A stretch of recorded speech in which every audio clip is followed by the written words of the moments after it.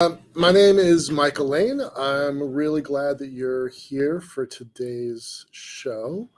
Um, I'm the president of Liftport Group, and I'm going to talk today about a new document that came out Friday last week with basically zero fanfare and zero attention. Um, it was actually a pretty important document. I find it pretty interesting that they launched it the very week of going to the moon. Artemis 1 launched, and yet um, this document that really kind of coincides with the effort of going back to the moon for real didn't get a lot of attention. So I find that a little interesting, and we're going to talk about that.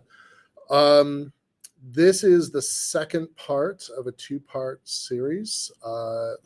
This week on Monday, I did a deep dive into the first half of the document. Today, we're going to talk about the second half of the document. What we did on Monday was take a look at some of the foundation behind the document. So if I'm a little over everybody's head, please kind of bear with me. It's worth watching the show from Wednesday. If this is the first, if this is the first you're coming to this show. I apologize for the weird angle on the camera. I have two, one on my primary monitor and one on my secondary, and for whatever reason, the primary is not working today, so a little perplexed by that. So I'm a little off balance, so I'll kind of turn this direction sometimes, but most of this is going to be watching the PowerPoint as I'm going through. Sorry, not the PowerPoint, the White House document, the PDF that I'm going through. So if I kind of switch back and forth, it's because I got two monitors. I'm doing two things at once here. So just kind of bear with me on that. Again, for those that are new to our program and our show, I'll give you a little bit of background. But the video is not, in our case, the video is not really the key to this thing. In our case, we're really focusing on building this into a podcast so people can hear it. So just kind of bear with me if the video is a little strange. What we'll do is we're using YouTube and Restream to capture the content, and then we'll turn it into a podcast. The podcast should be up, I'm thinking, early next week. So pretty excited about that. We'll have several really terrific guests. So let me back up and tell you a little bit about us. I'm the president of Liftport Group. We've been around the space sector for a little over 20 years now. We started out as a part of, as the offshoot of a NASA Institute for Advanced Concepts research project on the space elevator. So we've been thinking about big ideas for 2 decades. Over here in the corner of my office, we've got, I can't turn this monitor. I was going to turn my other camera. Over here in the corner here, we've got robots and string from those early days working on the space elevator. 2001, 2, and 3 under the NASA umbrella. 2003, 4, 5, 6, and 7 under Liftport's moniker. When the economy crashed, we got crushed. That's an old, well-known story for those who are following our career. In 2017, we restarted the company with a focus on building the lunar space elevator infrastructure. And that's our current task now. We've been at that for a little while. The first version of the company was 14 people. The current version of the company is a whole lot smaller. There's just 5 of us. But in 2020, at the beginning of the pandemic, we were faced with a crisis, a financial crisis, and we had to make some decisions about whether or not to keep the company going or not. And so what we wound up doing was a strange pivot, indicative of the times. We hosted online technical conferences. So people still needed to meet, they just did it virtually. And so we hosted about 27 online conferences, and we co-hosted a hybrid event for the Mars Society just a month ago. But as the world is changing again, we've had to change ourselves. Rather than throw away the last 2.5 years of media experience, what we chose to do was build a new subsidiary called Better Futures. And that has been pretty important. It's good for cash flow, it's good for visibility, it's good for outreach. We still remain committed to working on the Lunar Space Elevator, but for cash flow reasons, we're doing an awful lot of shows like this. So our most recent pivot is podcasts as a service, in the same way that conferences as a service was our business during the pandemic, the worst parts of the pandemic. So this is our show. This is the Dare Greatly show. We just got the green light for at least one more show. I'm not going to say what it is just yet, and that's going to start probably in December. And then it looks like we're also going to do another podcast as a service for another client, maybe starting in January. So we're building out a network, and that's pretty exciting from the business perspective. And once again, as we build out our network, it helps the viability of us working on the Lunar Space Elevator infrastructure. And you'll hear a little bit about LC, Lunar Space Elevator Infrastructure. I use the phrase LC a lot. You'll hear a little bit about LC tonight because this document that we're going to review has a couple elements in it that directly impact us. So without further ado, I'm going to jump into the document. I know it's not everybody's cup of tea to do a deep dive into federal policy documents, but I assure you that these documents are the starting point for what eventually will become programs of record, funded NASA, Space Force, DARPA programs, National Science Foundation programs. They are the starting point for loads and loads of research, billions of dollars of research in STIR, SBIR funding. So it is really important to look at this stuff, and I'll explain why in a minute. But so now I'm going to get into the core document itself. It's called this National Cislunar Science and Technology Strategy document. And I think that's pretty important. And with that, I'm going to just go ahead and recap some of the stuff from Monday's show. I'm not going to go into a lot of depth for it because, frankly, you should watch the other show, and I don't want to repeat everything. But let's start at the beginning so you got an idea of where we're coming from here. So this document just came out, like I said, on Friday, to very little attention. I'm going to post the link in the chat so you can read along, grab a copy for yourself if you want it.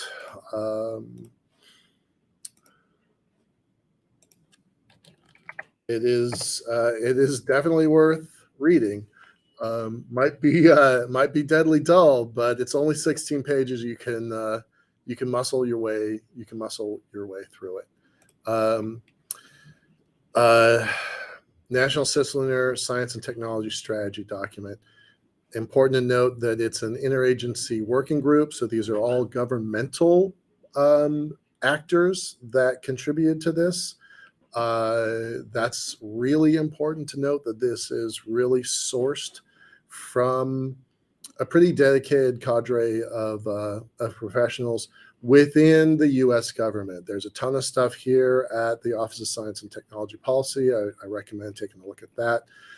One thing I said the other day was that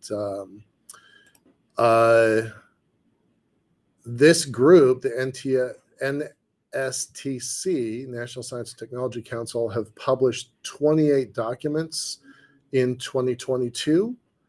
7 of them have been around a space topic, and something happened in March because that's when all of the documents have been written. So 21 documents since March, a third of them have been dealing with space. So I think that's super important, and somebody should probably be paying attention to that. I don't know what happened at this committee, but it seems like it's probably important. This document references an earlier document. We're going to talk a bit about political cover. Hey, Doug, hold on just one sec, okay? That's a terrific question, and we're going to get specifically into it. So just bear with me, all right?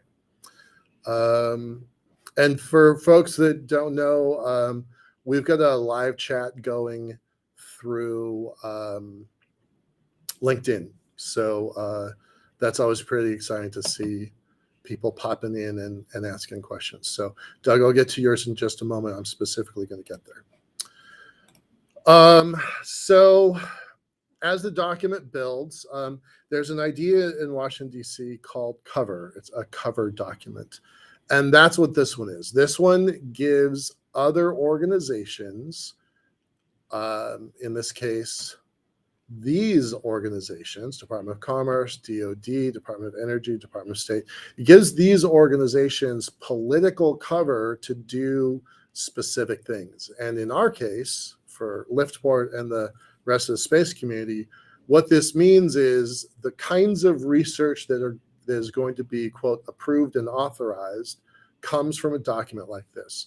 But no document exists in a vacuum, which is why this earlier priorities document that I just posted to the chat is really important, as is this in-space service assembly and manufacturing document. So these things, they add up. They build on each other. And again, I'm going to post these to the chat, so we've got them captured for the audience.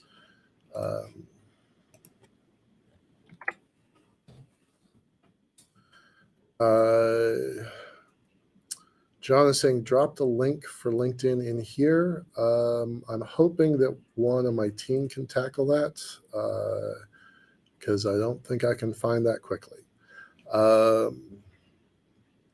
Thanks, though. I appreciate that suggestion. I will make sure that happens next time. So that's where this document's coming from. It has a history, and it's worthwhile knowing what the history is, and that this is, blessed from on high, meaning the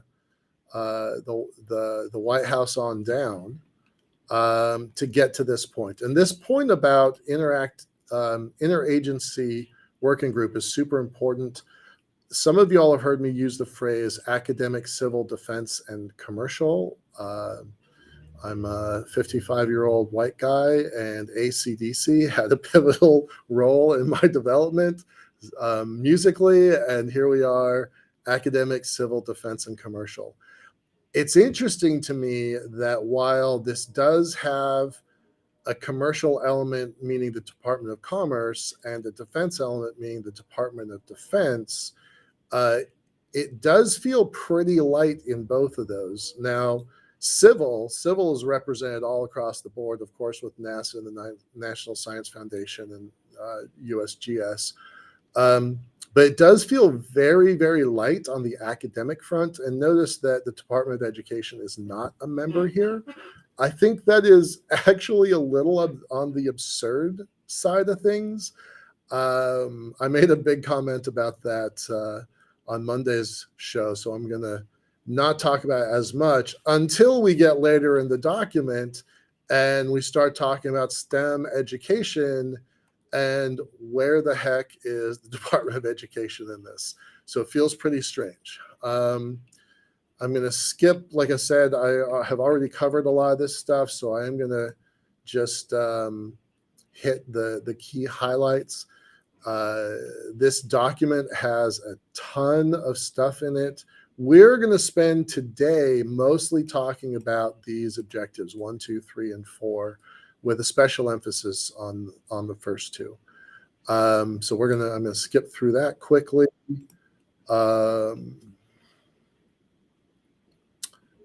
Artemis Accords are super important. We're going to talk about them in a little bit.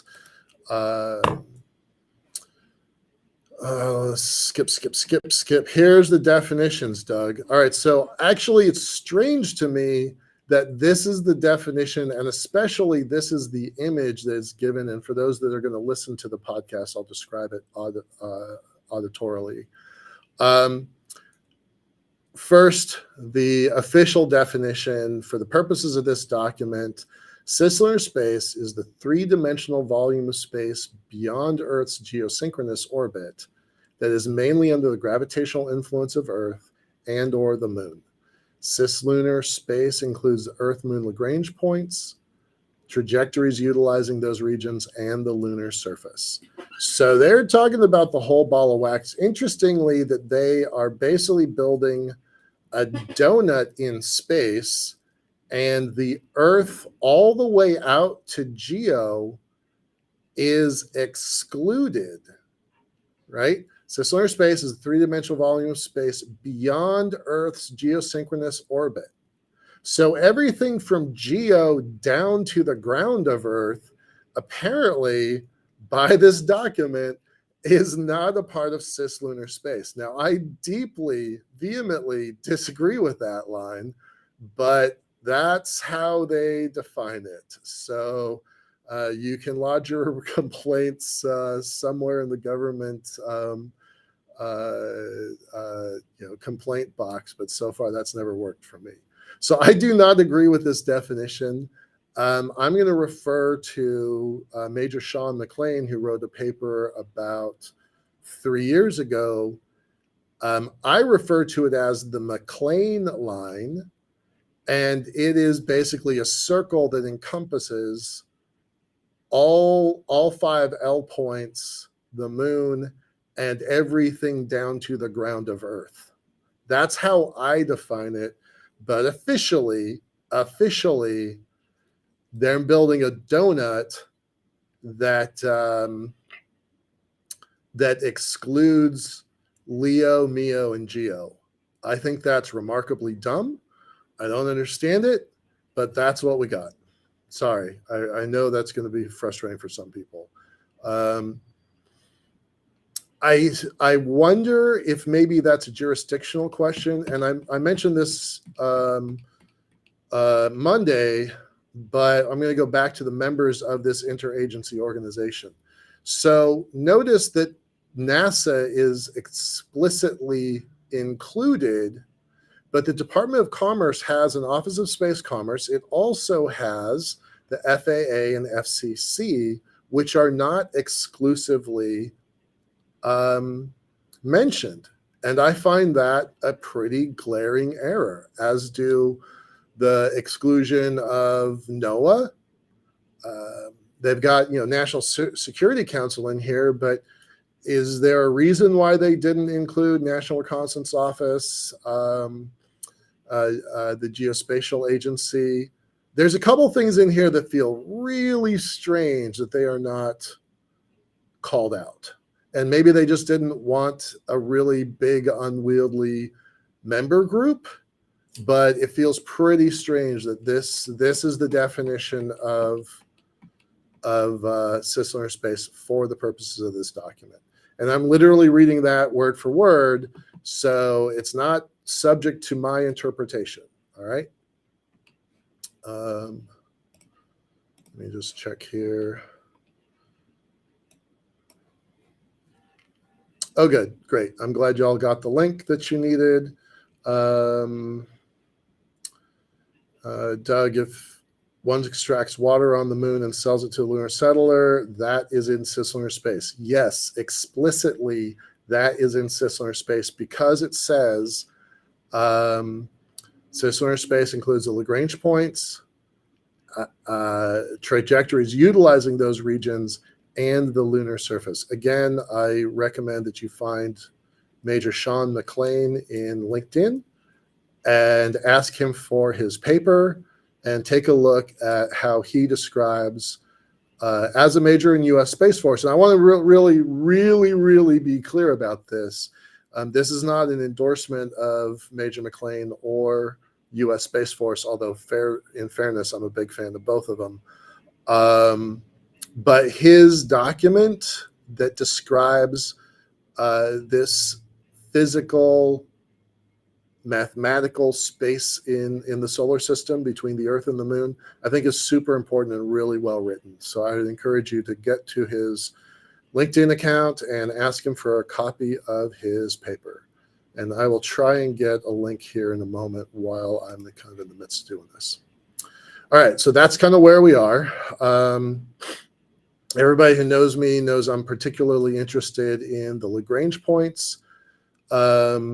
This definition, again, is a little odd. Lagrange points are the places in space where an object will keep the same position relative to the Earth and the Moon. Lagrange Earth-Moon system contains 5 Lagrange points. Spacecraft placed in the regions around the Lagrange points will require little to no propulsion to maintain their system. That's super misleading because L1, 2, and 3 are all wobbly, and because the Moon has a perturbation, L1, 2, and 3 are unstable points. L4 and 5 are relatively stable, but it does take some fuel and some pretty intricate math to stay stabilized at L1, 2, and 3. And for those just joining us, we want to put our lunar space elevator infrastructure through L1, thereby stabilizing that point, which is not naturally stable. So that's pretty important. Okay. All right. Skipping on, because again, when I get into the main meat of the conversation tonight, there's a lot of stuff in here. We are going to post this document to our website probably after the holidays. I'm not going to promise it's going to happen sooner than that. But this document, there's a lot of stuff in here. And then my notes, frankly, bias here, but I think my notes are pretty smart. So probably worth taking a look at. With all that preamble, I'm going to just skip to where we are today. All of the stuff that I just showed you is stuff that was covered in Monday's program. Now we're going to talk about kind of new stuff. So I'm just going to, like I did on Monday, I'm going to read parts of this and then I'm going to go into a little bit of this discussion. So objectives. The U.S. science and technology leadership in cislunar space will continue to support the responsible, peaceful, and sustainable exploration and use of cislunar space, including the Moon, by all spacefaring nations and entities. Fostering scientific discovery, economic development, and international cooperation are essential to sustaining this leadership. To realize the vision, the U.S. government has adopted the following 4 high-level science and technology objectives. And we're going to go deep into these objectives, so just bear with me. First, I want to kind of take this apart sentence at a time. So first part, look, they're talking about all spacefaring nations. Well, as we talked on Monday, there are 77 space agencies, 77 national programs. Only 11 of them have more than $500 million. So there's only 11 that are significant. But of those that are significant, the U.S. at 24 billion, China at 11 billion, and European Space Agency with their 22 member nations at 7.5 billion. So, but they're saying, look, this is for all spacefaring nations. And I think it's super important that they put spacefaring nations and entities. So you could go back to ACDC, academic, civil, defense, and commercial, and say, is this talking about countries and corporations? Countries and corporations, whether for-profit or non-profit, whether they're academic, whatever the entity is, this is supposed to cover everyone. At first, you'd wonder why in the world the U.S. could make a declaration like this, and it's a little bit of saber rattling and also soft power policy, right? it basically says, we'd like everybody to go with us. Let's go together, kumbaya, kumbaya, around the campfire. I think that's lovely. I think that's terrific. I really support that. And one of the things we talked about on Monday is just how much the State Department is growing their 5 or 10 person shop to several hundred people in their international space group. So I think that's pretty important. This document, there's a lot of science and technology in here, but they're definitely using it as an international olive branch. I think it goes a long ways towards balancing against the China's Belt and Roads Initiative. So I think that the soft power State Department components of this should not be overlooked. I think they're super important. Let's go into this objective. So we're talking about objective 1 here. Support research and development to enable long-term growth in cislunar space. Cislunar space is the gateway to the rest of the solar system. Well, you know what? That has got to be done on purpose. Gateway, language in these documents is really important. Nothing is in here by accident. And the use of language for gateway references probably NASA's Gateway program. That's the proposed and under development space station that'll go roughly around L1, the L1 Lagrange point. There's already a mission there right now. It's called the Capstone satellite. It's about a microwave-sized satellite. It's been there for only a few days, although it was launched a few months ago. There were some technical glitches, but hats off to all the people on the team. They resolved it. And so Gateway is underway. I know several people, classmates at ISU, that are involved with Gateway. I am not a big fan of it, but I think it'll be pretty amazing technology once it's built.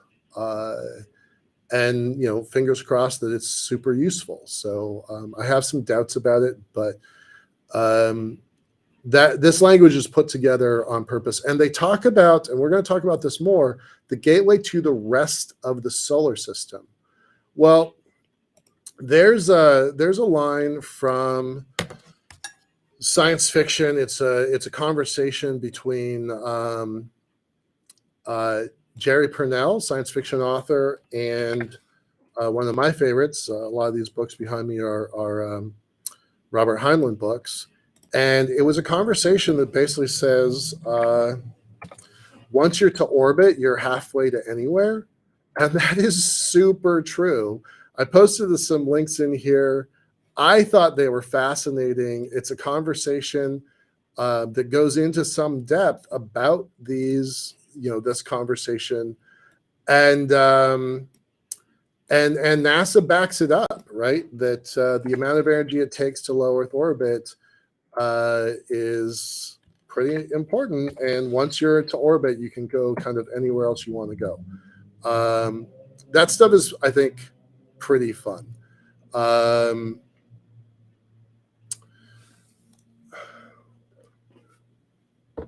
Excuse me, sorry.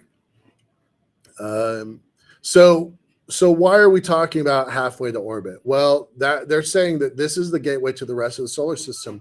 Later in this document, they say some stuff that is pretty astounding. I'll get to it in just a moment. It's down in this area. But this is, again, a cover document. So they're setting the stage for the rest of the solar system. Pretty interesting. Keep that topic in mind here.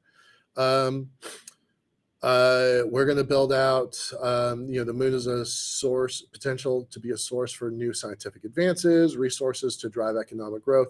That's stuff that everybody knows in this field, so there's nothing new about there. They've got sub-elements to this objective. So research and development to enable enduring human presence. Think about that for a moment. We'll get into it.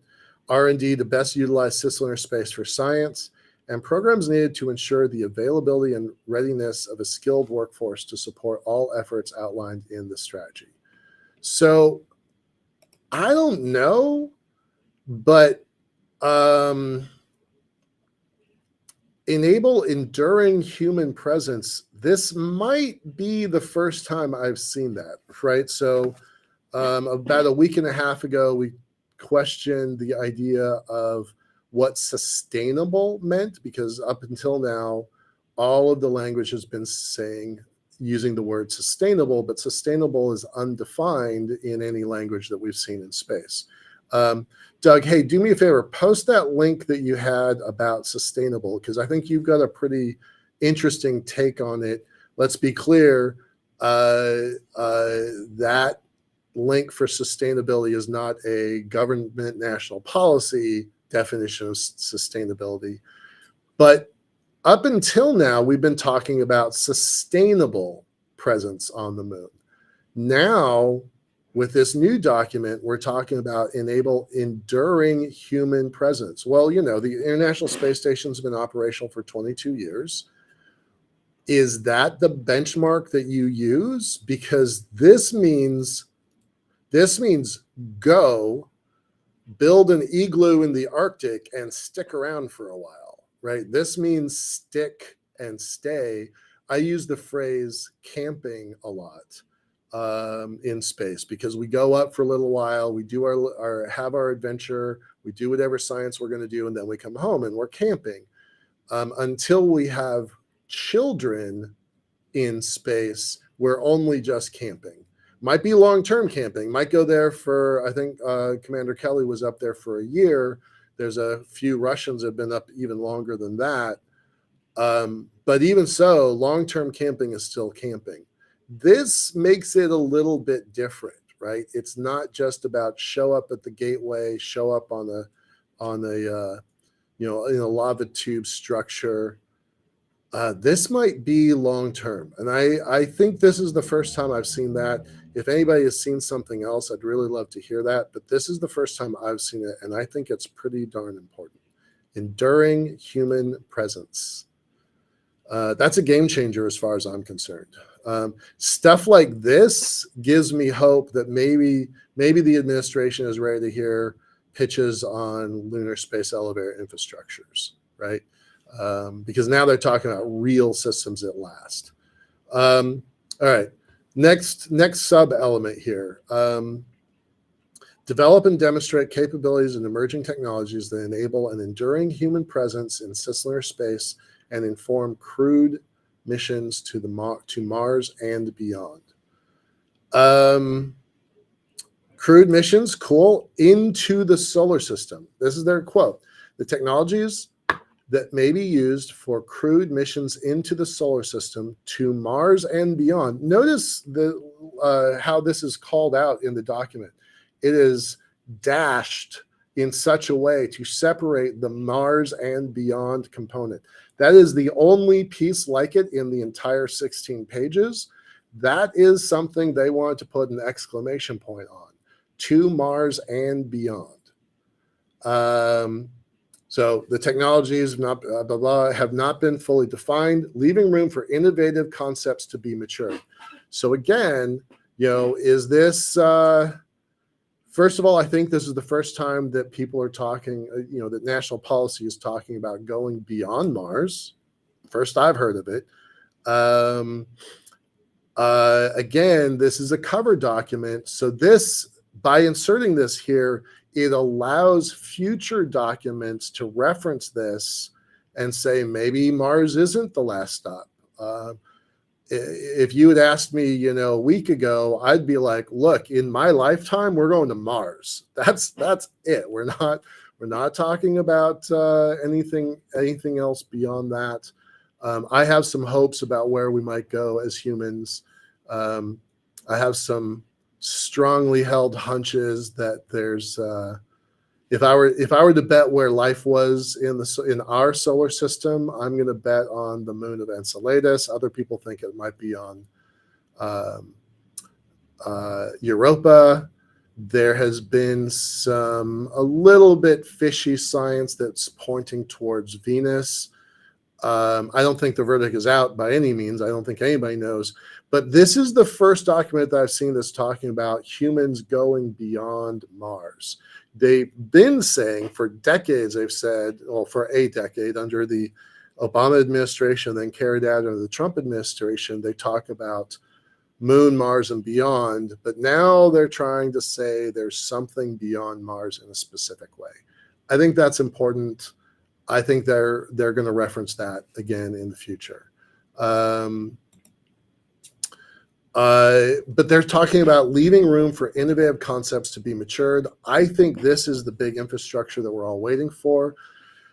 Does this mean that there's room for a space elevator concept to be matured? Maybe. Does it mean space-based solar power? Maybe. Does it mean lava tube inhabitants?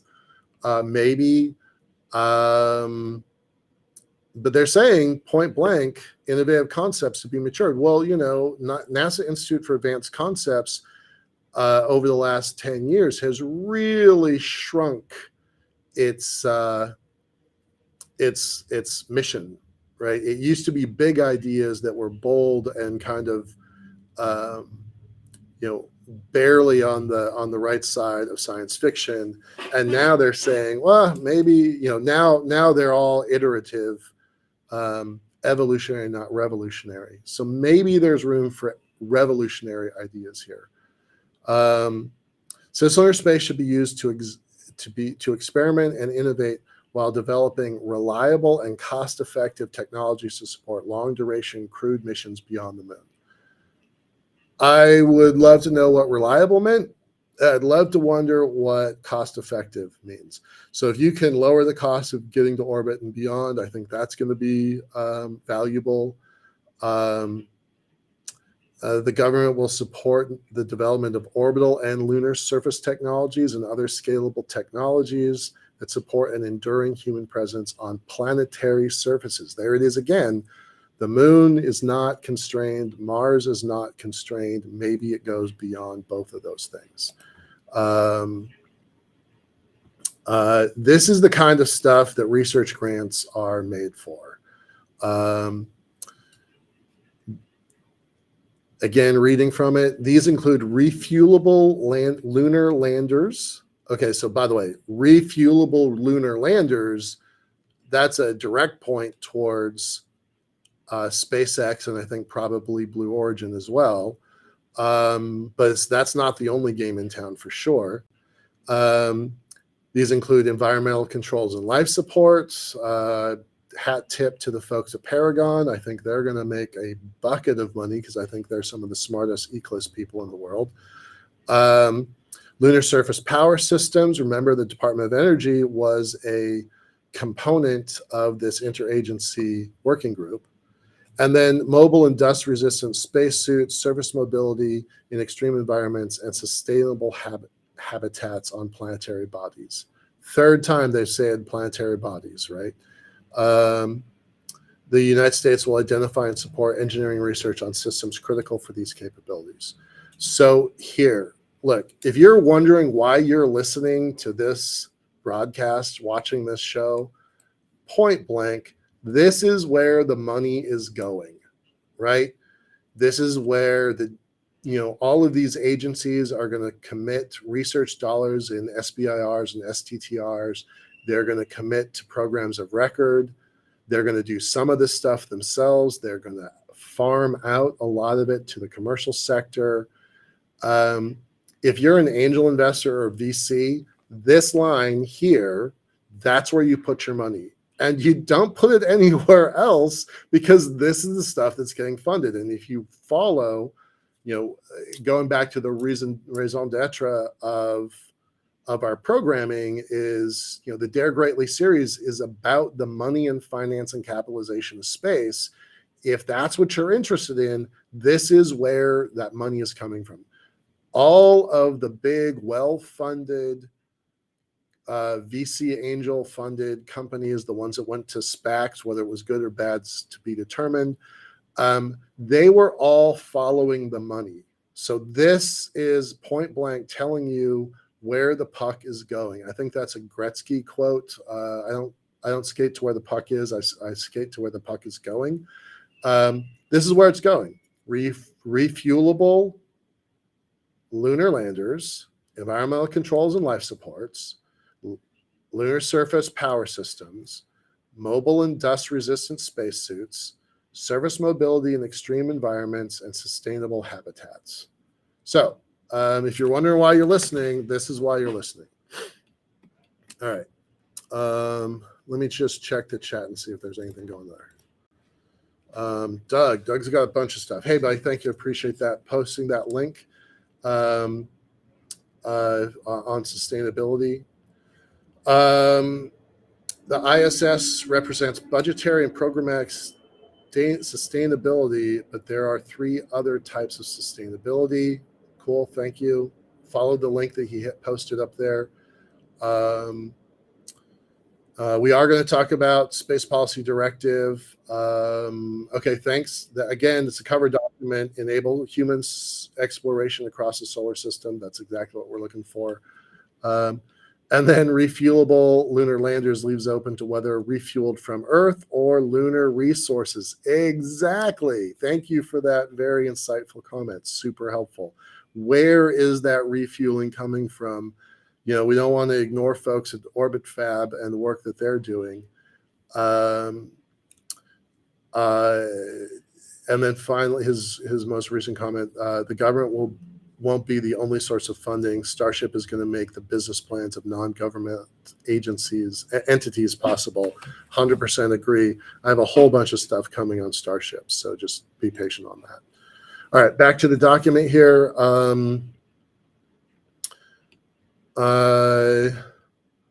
Further, the United States government will support lunar resources assessment as well as the advancement of research, development, demonstration of capabilities for using materials sourced from the moon and other celestial bodies. Again, they're leaving the door open for Mars.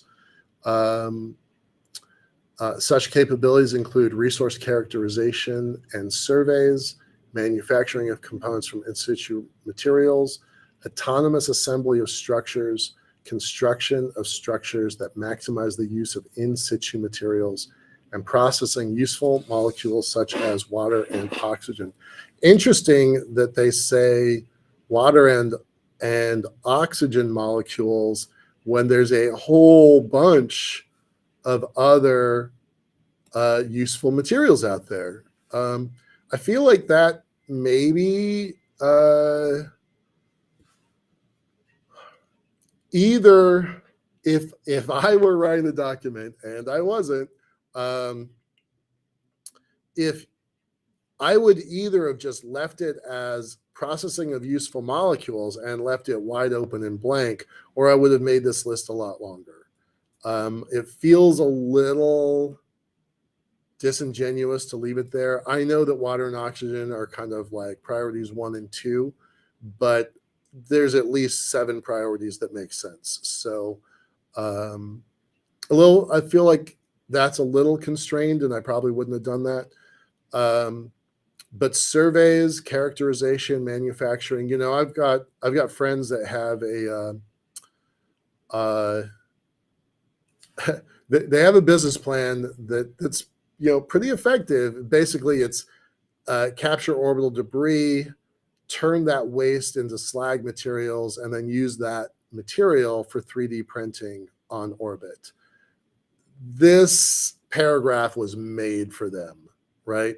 And there's so many that also want to use resources from the moon, but this is super effective for capturing stuff on orbit. Now, again, looking at the definition of this document, geo and out, my friends are building up a system in LEO, so maybe they're not going to get funded. Like, that definition matters, right? So, but I do think it does open the door for asteroid mining, big ideas like that. But certainly anybody who's got any sort of good chemistry to back up an ISRU development on the moon, they're going to get priority funding for sure. So my friends are Cislunar Industries. Maybe they're going to get it. Gary Coleman and Lee Steinke. maybe they're going to get something. I hope that they do. But folks like Metzger, what's Metzger's first name? Jim, I think. Like, as a former guy at SwampWorks, those folks are some of the best ISRU folks out there. So, Clive Neal at Notre Dame, like some of those folks are going to get, real dollars thrown at them to tackle some, in my opinion, some long neglected science and technology development. Okay. To conduct research to better understand and mitigate the negative effects on humans caused by the space environment, the effects of microgravity and partial gravity, psychological effects caused by isolation and confinement. This stuff is tailor-made to organizations like High Seas and Mars Desert Research Station, whether they're focusing on the moon or whether they're focusing on Mars. This stuff is super hard, and organizations that have longevity, MDRS has been operating for 20 years, 25 years, something like that. These organizations certainly have a leg up, but new organizations like North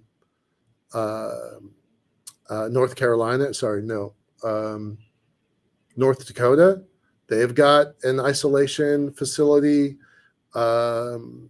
There's a really great one in development at the Biosphere 2 down at under the control of Arizona State University and this. It's not ASU. It's USA. It's the AU, Arizona University.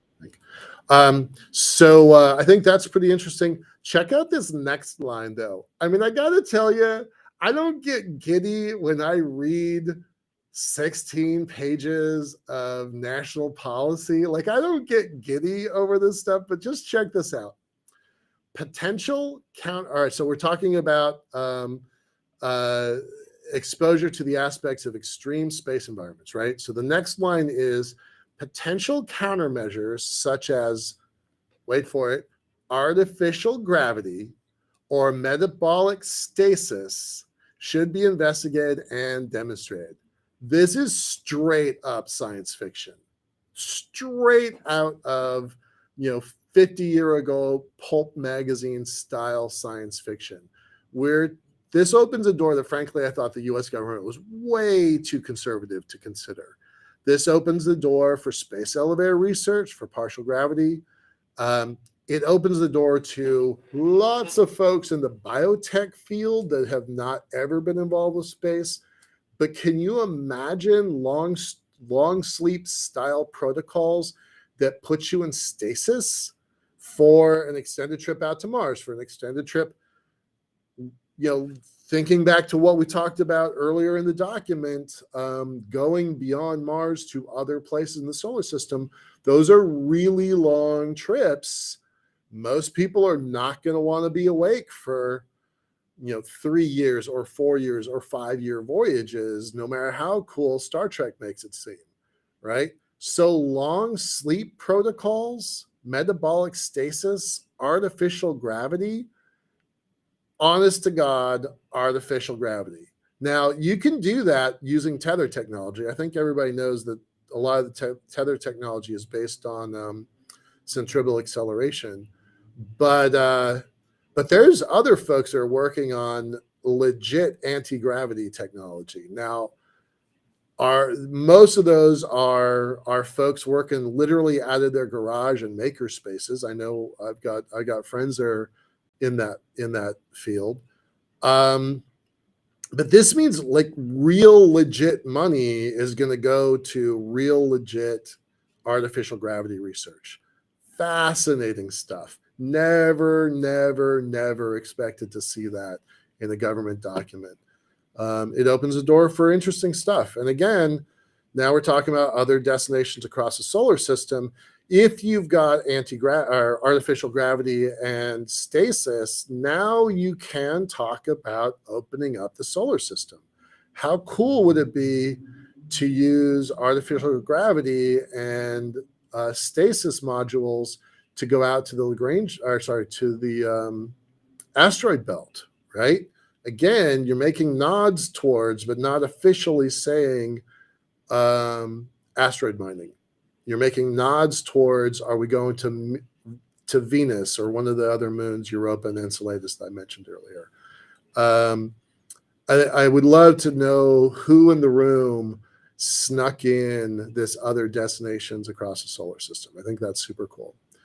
And then the next subpoint, support social science research related to crewed exploration and permanent inhabitation of deep space to support enduring human presence in space. So think about this for a second. And actually, I didn't catch this the first time I read this document, so I'm going to highlight it here live. Crewed exploration and permanent inhabitation of deep space. Deep space, in my mind, would mean beyond Gateway and beyond the cislunar environment as they've described it to the Lagrange points on the surface of the moon. So maybe this is thinking even bigger than I usually think, which is pretty rare, but maybe that's what that is. I'm just going to leave that as an exercise to the class. So I think that's really cool. I love that they're talking about the guiding ethics of human expansion into space, long-term cooperative models for space development, and equitable governance structures for space communities. Anybody who knows me knows that I'm a big fan of International Space University. There are at least a dozen other space-focused programs at different universities. The idea of guiding ethics of human expansion, I think that's super cool. I think that should definitely be studied. I don't think we have good answers to a lot of those things. I can think of a few professors I would love to get back into that. I missed a point I want to bring up.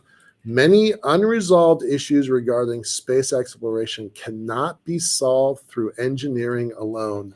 I have a lot of stories on that topic. If you ever want to hang out and grab a beer, my former business partner and I did not get along very well. That was 20 years ago.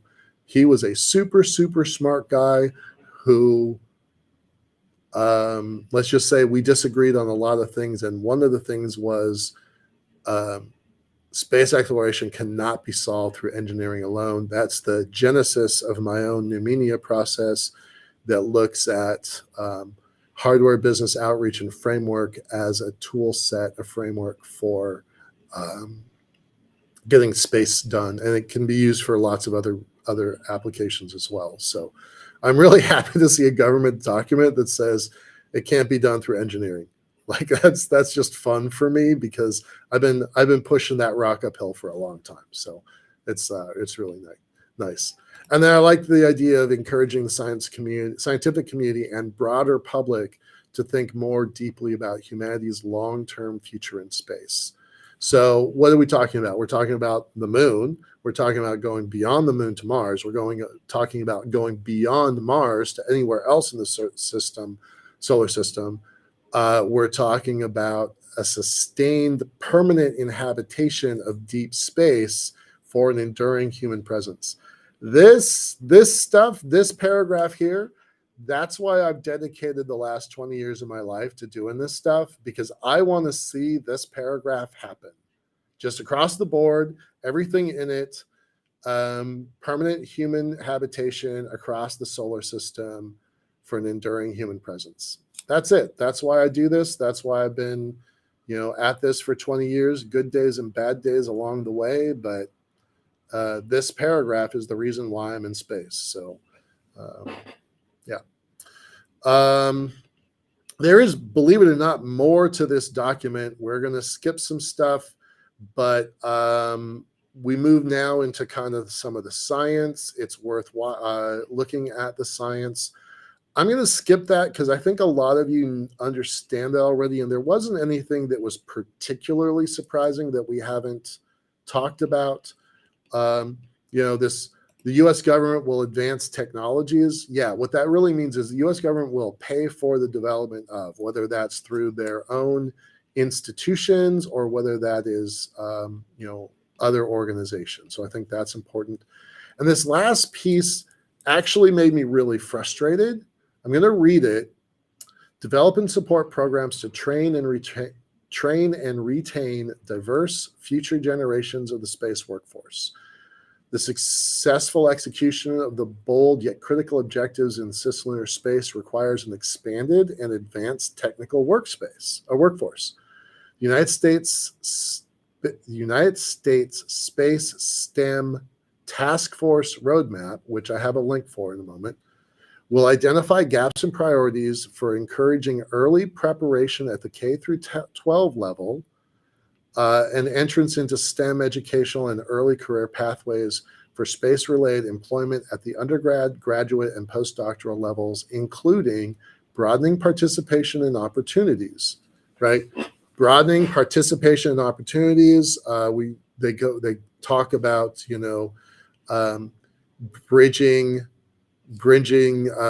gender and culture gaps. That's super important stuff, and I'm really glad to see them put language in there.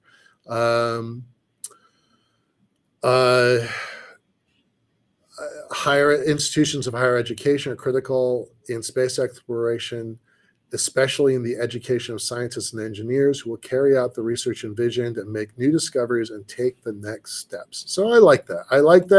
I'm really glad that it's not kind of a throwaway element. I think that's super important, developing workforce. I've been kind of involved with it for a little while. The United States will support a diverse set of institutions, including minority-serving institutions, and encourage space-related careers by groups underrepresented in STEM to prepare the technicians, scientists, engineers, geodesists, which I actually had to look that word up. I didn't know. It's basically using satellites to understand the physical nature of our world. Believe it or not, I'd never seen that word before. And critical non-STEM occupations responsible for executing cislunar space exploration and development. I love that they talk about non-STEM occupations, although they don't really go into details there.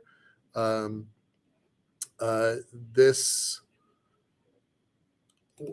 last piece, and then we got to close up here.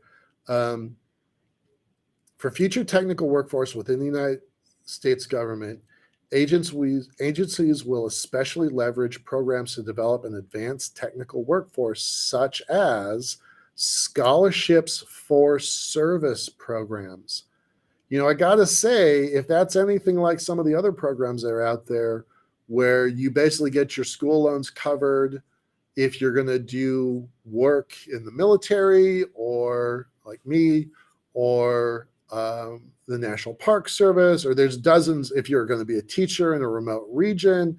There's lots of different ways that scholarships cover some of the finances for this. So I think that's super important. And again, makes me wonder why the heck the Department of Education is not on this committee, because I think they have a giant and underappreciated role in this thing. And with that, I gotta close us off because it's 6 o'clock in my time. I want to point out something. I'm going to go over for 1 minute just to point out that there's a section here that says develop and lead a proposal on the International Lunar Year. Okay, ILY, new idea being pushed around, floated in the world. This is the first time I've seen it. I think it's super important because I want to tell you about the International Space Year. Back in 1957, it was the reason that the Soviets launched Sputnik in celebration of International Space Year. We launched Explorer immediately after in 1958. And minutes after all that stuff happened, both NASA and DARPA came into being. So the International Space Year gave us the world that we live in now. Let me just restate that. Because of this international agreement, both the Soviets and the Americans decided to build a probe. And yes, there's certainly military saber rattling components. I'm not dismissing that. But the world that we lived in was sparked by Sputnik. Sputnik led to both the creation of NASA and DARPA. You know all the history of NASA, but DARPA created both GPS and the internet. So I would posit that the world that we live in today is a direct offshoot of the International Space Year, and I'm going to post some links to that. And the idea of an International Lunar Year, it leaves me giddy. So with that, I'm going to close down. I'm so happy y'all joined me today. And I'll be posting this document, my notes document, in the next few days. In fact, it's going to be Leah and Taylor who do that for us. So with that, I'm going to stop sharing. We're going to close out the broadcast, and I would like to wish everybody in the United States a happy, time with your friends and family over Thanksgiving. Thanks for joining us on this adventure that we're working on. And then also, in the spirit of Thanksgiving, I want to thank my own friends and family, and especially my team. Leah and Taylor are terrific. We couldn't do this stuff without y'all. Yusuf and Fabio, same story, different parts of the world, but certainly critical parts of this team. And with that, thank you all very much. Appreciate it. And we'll see you next week. The guests that we have coming up, Rich Bowling, Senior Vice President from Redwire, and also the founder of the Mars Society, Dr. Robert Zubrin. So we've got some cool folks coming up. I've got some other people in the works. December is going to be a great month for our show. And with that, good night. Bye-bye, y'all.